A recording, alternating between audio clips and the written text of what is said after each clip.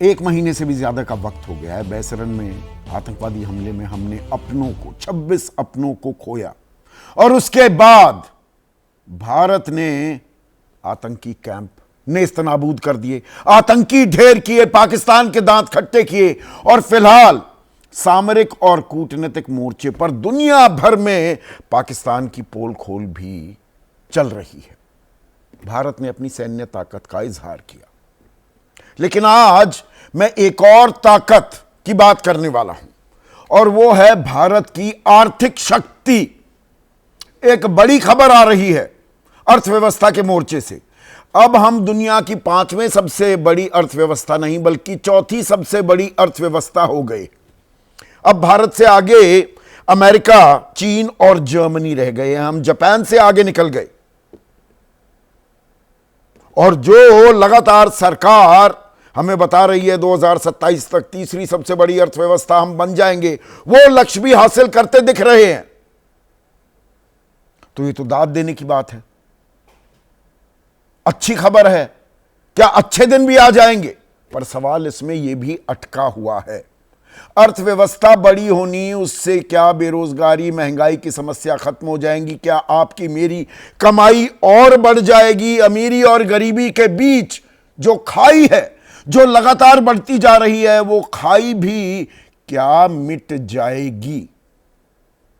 ये कुछ ऐसे सवाल हैं पिछले एक महीने से तो हम बिल्कुल चर्चा नहीं कर पाए हैं। आज इन्हीं मुद्दों पर चर्चा करेंगे। देश के युवा, हमारी डेमोग्राफिक डिविडेंड जिसे हम कहते हैं, उसका क्या हाल है? क्या ग्रीन शूट्स दिखाई दे रहे हैं? क्या भारत विश्व गुरु बनने की राह पर जो निकल पड़ा है, 2047 जो हमने टारगेट ईयर रखा है कि हम एक विकसित राष्ट्र बन जाएंगे, क्या वो विद इन रीच है? या भाई चौथी सबसे बड़ी अर्थव्यवस्था बन गए, इसमें हकीकत भी है और बहुत कुछ फसाना भी है। ऐसे में आपकी राय, आपके सुझाव और आपके सवाल, जो सीधा सवाल के अब अहम हिस्सा बन चुके हैं, उनका रहेगा इंतजार। और ये तो सीधा सवाल संडे स्पेशल है। तो आज सीधा सवाल संडे स्पेशल में मैं बात करने वाला हूं देश की अर्थव्यवस्था की, रोजगार की, महंगाई की, आपकी मेरी कमाई की, क्योंकि एक बड़ी खबर आई है आर्थिक मोर्चे पर। और खबर यह कि हम भारतवर्ष दरअसल अब दुनिया में चौथी सबसे बड़ी अर्थव्यवस्था बन गए हैं।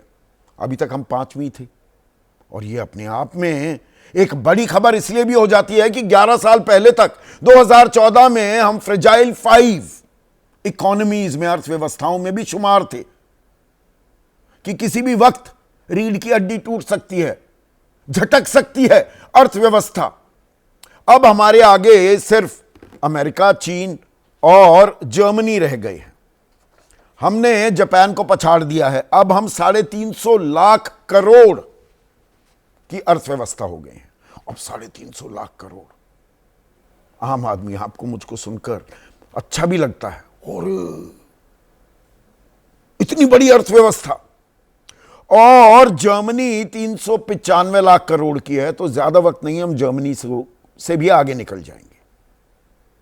पर जब ये फिगर, मैं फिर से दोहराऊंगा, 350 लाख करोड़, तो ऐसा लगता है कि यार हम अमीर हैं, मेरी माली हालत ठीक है। पर माली हालत ठीक है क्या? यह अपने आप में एक बड़ा सवाल है। और जब ये आंकड़े जारी किए गए तो नीति आयोग के सीईओ BVR सुब्रमण्यम ने कहा कि अब हम ऐसे मोड़ पर हैं जहां हम तेजी से विकास कर सकते हैं। अब भाई 11 साल हो गए इसी सरकार को, अच्छे दिन लाने का वादा था, 10 करोड़ रोजगार भी हो जाने चाहिए थे, बल्कि अब तो उससे भी ज्यादा का आंकड़ा आ जाता है। 2 करोड़ रोजगार तो 22 करोड़ हो जाने चाहिए थे, 15 लाख रुपए भी आने थे, पेट्रोल की कीमतें भी कम होनी थी, महंगाई डायन जो हमें खा रही थी, वो डायन को खत्म करना था। तो BVR सुब्रमण्यम कहते हैं कि देखिए, तेजी से बढ़ती अर्थव्यवस्था से नए रोजगार भी पैदा होंगे। यानी क्या अभी तक नहीं हुए? निवेश बढ़ने से इंफ्रास्ट्रक्चर, स्वास्थ्य और शिक्षा में सुधार होगा, ये तो होना चाहिए। और मध्यम वर्ग के विस्तार से उपभोक्ता वस्तुओं और सेवाओं की मांग बढ़ेगी, कंजम्पशन बढ़ जाएगी। यह सरकार की तरफ से दावा है। विपक्ष सवाल कर रहा है, पवन खेड़ा कह रहे हैं कि अमीर और गरीब के बीच बढ़ती खाई, ईएमआई चुकाने में संघर्ष कर रहे मध्यम वर्ग, एमएसएमई सेक्टर जो है, रिकॉर्ड तोड़ बेरोजगारी पर भी बात कीजिए। मनोज झा कह रहे हैं, सांसद हैं राज्यसभा के आरजेडी के, आम नागरिक को अर्थव्यवस्था तब बेहतर समझ आती है जब तरक्की और खुशहाली हर घर तक पहुंचे। भूख सूचकांक का क्या होगा? समावेशी विकास के सूचकांक पर हम कहां पर हैं?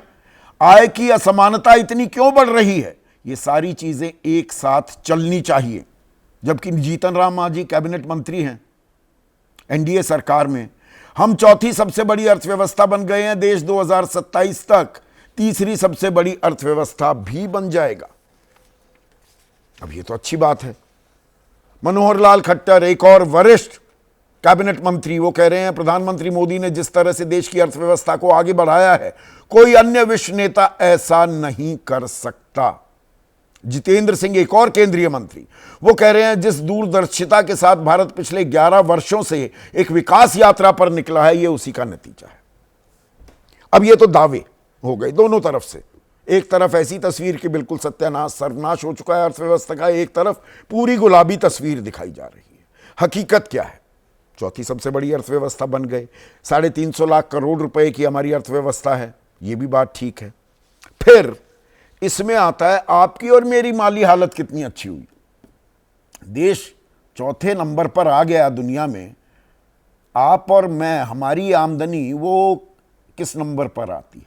वो तो प्रति व्यक्ति आय, उससे आंका जाएगा हम कमा कितना रहे हैं। तो ये वर्ल्ड बैंक की रिपोर्ट है, जिसके जहां जो अच्छा लगता है, मीठा मीठा गप गप, कड़वा कड़वा थू थू, सरकार इस्तेमाल भी करती रहती है। 2025 का जो डेटा है वर्ल्ड बैंक का, वो कहता है कि 216 मुल्कों में भारत प्रति व्यक्ति आय के मामले में 140वें स्थान पर है, 140वें। और आरबीआई, हमारे सबसे बड़े बैंक, सेंट्रल बैंक के गवर्नर रह चुके डी सुब्बा राव, उन्होंने कुछ दिनों पहले कहा था कि तीसरी सबसे बड़ी इकोनॉमी बनने के बाद भी भारत गरीब रहेगा। अमीर देश बनने का मतलब विकसित राष्ट्र बनना नहीं है कि आप चौथी सबसे बड़ी अर्थव्यवस्था हो गई। ब्रिक्स और G20 देशों में हम सबसे गरीब हैं, और ये चौथी सबसे बड़ी अर्थव्यवस्था हम इसलिए बन गए कि हम 140 करोड़ आबादी का देश हैं। अब यहां पर सवाल आता है, भाई देश आगे बढ़ेगा तो सबको आगे बढ़ना चाहिए, या कुछ खास लोग ही आगे बढ़ पा रहे हैं? यानी अमीरी और गरीबी की खाई लगातार बढ़ती जा रही है, चौड़ी होती जा रही है। के शेप रिकवरी है क्या? अमीर और अमीर, गरीब और गरीब होता जा रहा है क्या? अब यहां पर भी कुछ आंकड़े आपके सामने मैं पेश करना चाहूंगा। 1% जो देश के अमीर हैं, उनके पास देश की 40% दौलत है। अब ये आंकड़ा है वर्ल्ड इनइक्वालिटी लैब, सोर्स बताना जरूरी हो जाता है। 10% देश के टॉप 10% जो लोग हैं, उनके पास 65% संपत्ति है, दौलत है देश की। और 50% बॉटम हाफ जो लोग हैं, उनके पल्ले हाथ 6.4%, 6.5% संपत्ति है पूरे देश की। भाई किसान प्रति व्यक्ति, किसान की अगर बात करें, विशुद्ध किसानी से 27 रुपए प्रतिदिन कमा रहा है, 27 रुपए प्रतिदिन। और 81 करोड़ 35 लाख लोग ऐसे हैं जिनको 5 किलो अनाज दिया जा रहा है सरकार की तरफ से, वो 2028 तक बढ़ गया है। तो क्या 81 करोड़ 35 लाख लोग ऐसे हैं कि अगर उन्हें अन्न ना दिया जाए 5 किलो मुफ्त में, तो वो भूखों पेट सोने को मजबूर हो जाएंगे क्या? ये सवाल इसलिए भी कि हंगर इंडेक्स की बात करें, जिसे भारत सरकार खारिज करती है, और बहुत सी संस्थाएं जो आंकड़े पेश करती हैं, उनके अंदर एक स्लांट भी होता है, एक नैरेटिव गढ़ने की भी कोशिश होती है। मैं इस बात से इनकार नहीं कर रहा हूं, पर यह ग्लोबल हंगर इंडेक्स के आंकड़े हर साल पेश होते हैं। 127 देशों में हम 105वें नंबर पर हैं। इसके पीछे कारण यह भी है कि 13.5%, 14.25% आबादी कुपोषित है। 5 साल से कम आयु के 35.5% बच्चे अविकसित हैं। 5 साल से कम आयु के 19.25% बच्चे दुर्बल हैं और 3% बच्चे तो जान ही गंवा देते हैं 5 साल से पहले। तो यहां पर तस्वीर क्या कुछ धुंधली होने लगती है। और बेरोजगारी की अगर हम बात करें तो 8% के करीब बेरोजगारी का आंकड़ा चल रहा है, 8%। और 15 से 29 साल सबसे प्रोडक्टिव ईयर्स, युवा डेमोग्राफिक डिविडेंड की बात करें तो यह लगातार 16% या उससे ऊपर की बेरोजगारी दर लगातार चल रही है। तो डेमोग्राफिक डिविडेंड कहीं डेमोग्राफिक लायबिलिटी में तो कन्वर्ट नहीं हो जाएगा।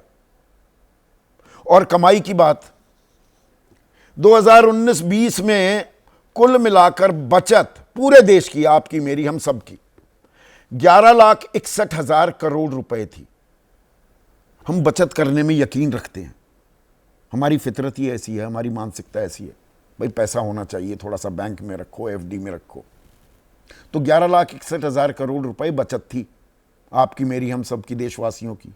ये 2024-25 में 44% घटकर 6,52,000 करोड़ पर रह गई। जमा जोखू, वो कहते हैं ना सेलिंग द फैमिली सिल्वरवेयर, क्या नौबत वहां तक आ गई है? क्यों आमदनी अठन्नी, खर्चा रुपया। सरकारें तो कर्ज लेकर घी पिलाने के ख्वाब देख सकती हैं, हमें तो कर्ज भी नहीं देता ना, फिर सिविल रेटिंग खराब हो जाती है, हमें तो देगा नहीं कोई। 220 लाख करोड़ रुपए का कर्ज केंद्र सरकार पर भी हो गया है, राज्य सरकारों का तो the less said the better. तो जब अच्छी खबर आती है तो उसके साथ थोड़ा पुट हमें यह भी तो देखना होगा, हम दरअसल किधर जा रहे हैं। रुपए की सेहत को अर्थव्यवस्था की सेहत से जोड़कर आंका जाता था, नापा जाता था। आज की तारीख में 86.5 रुपए टू $1 हमारा रुपया चला गया है। इसकी चर्चा सबने, काला सूट गुलाबी अखबार वाले तो चर्चा करते ही नहीं है, और मेन स्ट्रीम मीडिया तो ऐसे मुद्दे अब उठाना भूल ही चुका है।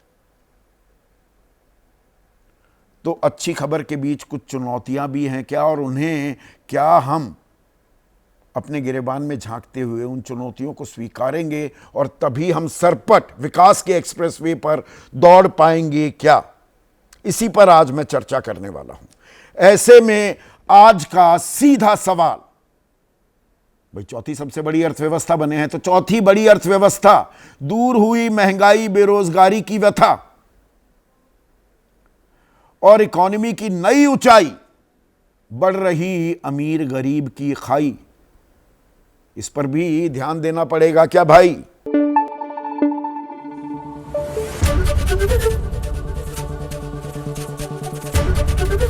एबीपी न्यूज आपको रखे आगे।